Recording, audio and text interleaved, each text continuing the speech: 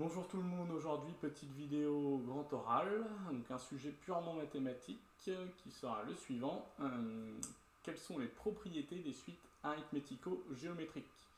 Donc dans un premier temps, on va faire une petite présentation de 5 minutes, ensuite on répondra à deux trois questions, et enfin on essaiera de lier la question à un éventuel projet d'études supérieures. Sur ce, bonne vidéo.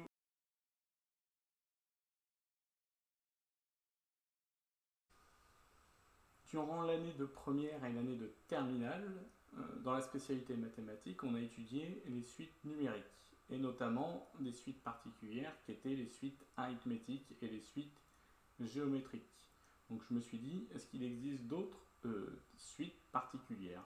Et c'est là que j'ai découvert l'existence des suites arithmético-géométriques. D'où la question à laquelle on va essayer de répondre. Quelles sont les propriétés des suites arithmético-géométriques? Tout d'abord, qu'est-ce qu'une suite numérique? Donc une suite numérique, c'est une suite de nombres, une suite ordonnée. Par exemple, 1, 2, 4, 5. Donc l'ordre des nombres est important, ainsi la suite 1, 2, 5, 4 ne sera pas la même. Dans la suite 1, 2, 4, 5, 1 est un terme de la suite. C'est le terme de rang 0, car il occupe la première position. 2 est le terme de rang 1, car il occupe la deuxième position, etc., etc. Un terme, de manière générale, un terme de rang n va se noter un. Ainsi, dans la suite 1, 2, 4, 5, u0 égale 1. Pour définir une suite, on n'est pas obligé de donner tous les termes de la suite. On peut tout simplement utiliser deux types de formules. On peut utiliser une formule par récurrence. Dans ce cas-là, on définit un terme en fonction de celui qui le précède. Par exemple, dans la suite 1, 2, 4, 8, on voit que pour passer d'un terme à l'autre, on a juste à le multiplier par 2. Donc on peut définir la suite par la relation suivante, un plus 1 égale 2 fois un. Dans ce type de définition, on doit également donner le premier terme. Ici, u0 égale 1. On peut également définir une suite de manière explicite, c'est-à-dire exprimer le terme d'une suite en fonction de son rang. Par exemple, si on donne la formule un égale n plus 1, si je veux déterminer le terme de rang 10, j'ai juste à calculer 10 plus 1, donc U10 égale 11. Les suites arithmétiques et les suites géométriques sont des suites particulières qui suivent une progression particulière. Les suites arithmétiques, ce sont des suites qui, pour passer d'un terme à l'autre, on doit toujours ajouter le même terme. Par exemple, un plus 1 égale un plus 3 est une suite arithmétique. 3 est ce que l'on appelle la raison de la suite. Une suite géométrique, c'est une suite pour laquelle, lorsque l'on doit passer d'un terme à l'autre, on multiplie toujours par le même nombre. Par exemple, un plus 1 égale un fois 3. Dans ce cas-là, la raison de la suite est notée q égale 3. Ces suites ont des propriétés particulières. Une suite arithmético-géométrique va combiner les deux propriétés, à la fois arithmétiques et géométriques. Ce seront donc toutes les suites qui seront de la forme un plus 1 égale a fois un plus b. Pour ces suites, on peut également trouver facilement une formule explicite. Pour trouver la formule explicite, il suffit d'utiliser deux propriétés. On va utiliser une suite auxiliaire qui sera géométrique et on va utiliser le point fixe de la suite arithmético-géométrique. La combinaison de ces deux éléments mathématiques nous permet de montrer que la formule explicite d'une suite arithmético-géométrique est toujours de la forme un égale, entre parenthèses, u0 moins b divisé par 1 moins a, fermez la parenthèse, fois a puissance n plus b que divise 1 moins a. On peut également calculer la somme des termes consécutifs de cette suite. Pour cela, il suffit d'utiliser les propriétés des suites géométriques et additionner n plus 1 fois un terme constant. Ces suites peuvent ensuite être utilisées de manière concrète dans plusieurs domaines. On peut par exemple les utiliser pour modéliser les évolutions de population. En effet, dès lors que l'on va avoir un apport constant et une augmentation ou une diminution constante en pourcentage, les suites arithmético-géométriques permettent de modéliser le problème. On peut également les utiliser pour modéliser des emprunts bancaires. On peut également les utiliser pour étudier des chaînes de Markov.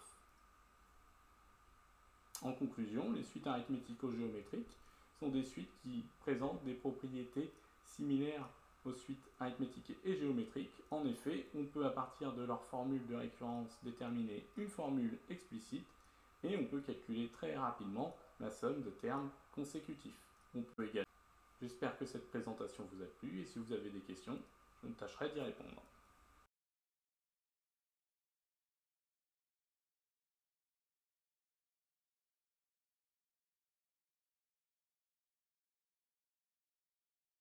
Pour démontrer la formule générale explicite d'une suite arithmético-géométrique, on pose d'abord le problème. On considère que notre suite arithmético-géométrique est telle que un plus 1 égale a fois un plus b, avec a et b des nombres définis. On suppose également que le premier terme de la suite est le terme u0. On calcule ensuite le point fixe de la suite, c'est-à-dire le nombre L tel que un égale un plus 1 égale L. Ainsi, le nombre L va vérifier l'égalité L égale A fois L plus B. On en déduit donc que L est égal à B que divise 1 moins A. À partir de la formule de récurrence de la suite arithmético-géométrique, c'est-à-dire un plus 1 égale a fois un plus b, on soustrait L des deux côtés de l'égalité. Comme L égale à L plus b, on le substitue par cette expression dans le membre de droite. Après simplification, on trouve que un plus 1 moins L est égal à A fois, entre parenthèses, un moins L, fermez la parenthèse. On pose maintenant une nouvelle suite, Vn, qui sera égale à un moins L. Par conséquent, en utilisant l'égalité précédente, on en déduit que Vn plus 1 égale A fois Vn. Par conséquent, la suite Vn est une suite géométrique de raison A et de premier terme V0 égale U0 moins L. On sait que Vn égale un moins L, donc on peut en déduire que un égale Vn plus L. Vn étant une suite géométrique, on peut remplacer Vn par sa formule explicite, c'est-à-dire un égale V0 fois A puissance n plus L. On sait que V0 égale U0 moins L, donc on trouve un égale, entre parenthèses, un moins L, fermez la parenthèse, fois A puissance n plus L. Comme L égale B sur 1 moins A, on peut en déduire alors la formule explicite d'une suite arithmético-géométrique, soit un égale, ouvrez la parenthèse, U0 moins B sur 1 moins A, fermez la parenthèse, fois A puissance n plus B sur 1 moins A. Pouvez-vous démontrer la formule de la somme des termes consécutifs d'une suite arithmético-géométrique? Pour calculer la somme des termes consécutifs d'une suite allant de U0 à UN, on doit partir de la formule explicite de la suite. On sait que UN égale, entre parenthèses, U0 moins B sur 1 moins A, fermez la parenthèse, fois A puissance n plus B que divise 1 moins A. On voit que cette suite peut être décomposée en deux morceaux. Un morceau qui correspond à une progression géométrique et un deuxième qui correspond à une progression constante. lorsque l'on doit faire la somme des termes consécutifs en partant de 0 et en allant jusqu'au rang n, on se rend compte que la somme peut également être décomposée en 2 morceaux par linéarité de la somme. On trouve donc que la somme des termes consécutifs d'une telle suite va être égale à une somme géométrique et à une somme de termes constants. Il y a n plus un terme à additionner. On trouve donc que la somme des termes allant de 0 à n d'une suite arithmético-géométrique est égale à, ouvrez la parenthèse, u0 moins b que divise 1 moins a, fermez la parenthèse, fois 1 moins a puissance n plus 1 que divise 1 moins a, plus b que divise 1 moins a, fois, entre parenthèses, n plus 1.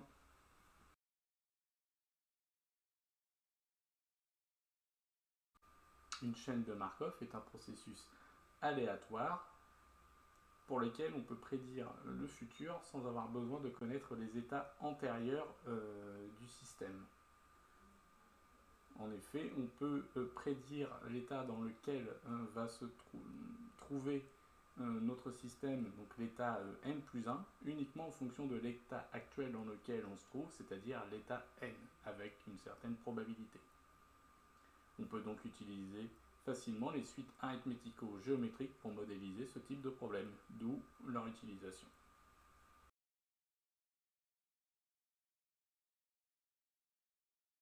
Cette question c'est une question purement mathématique, donc elle va surtout se destiner, et très théorique, donc elle va surtout se destiner aux élèves qui souhaitent poursuivre les maths de façon sérieuse l'année prochaine. Donc c'est-à-dire les élèves qui vont plutôt partir sur des licences de maths, sur des prépas, voire éventuellement des prépas intégrés. Après, les suites arithmético-géométriques peuvent aussi être rencontrées dans des filières donc économiques, étant donné qu'on les utilise pour des emprunts bancaires. Donc, si on souhaite intégrer une école de commerce, on peut avoir affaire du coup aussi à ce type de suite, donc ça peut s'y prêter également. Et de la même manière, comme elles peuvent aussi être utilisées pour des études de population, éventuellement, on peut être amené à les rencontrer dans ces études, dans des études de biologie.